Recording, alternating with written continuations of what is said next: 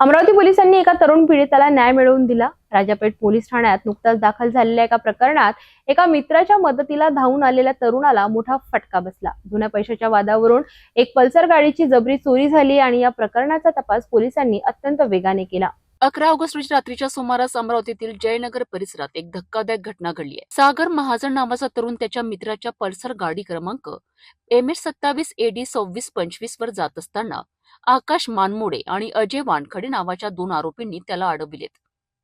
जुना पैशांच्या व्यवहारावरून त्यांच्यात वाद झाला आणि हा वाद इतका वाढला की आरोपींनी सागरला शिवीगाळ करून त्याच्या ताब्यातील 80,000 रुपयांची पल्सर गाडी जबरदस्तीने हिसकावून घेतली।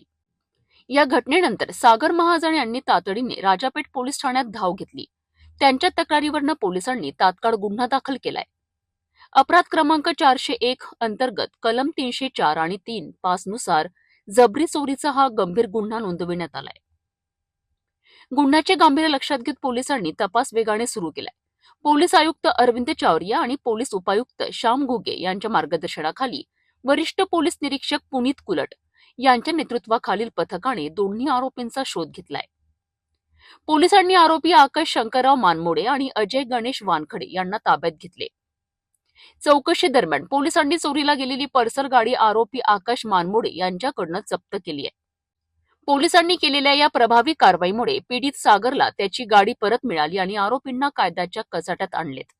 अमरावती पोलिसांनी केलेल्या या कामगिरीमुळे शहरात कायद्याचे राज्य कायम आहे हे पुन्हा एकदा सिद्ध झाले। वरिष्ठ अधिकाऱ्यांचे योग्य मार्गदर्शन आणि तपास पथकाची कठोर कारवाई यामुळे हा गुन्हा उघडकीस आलाय।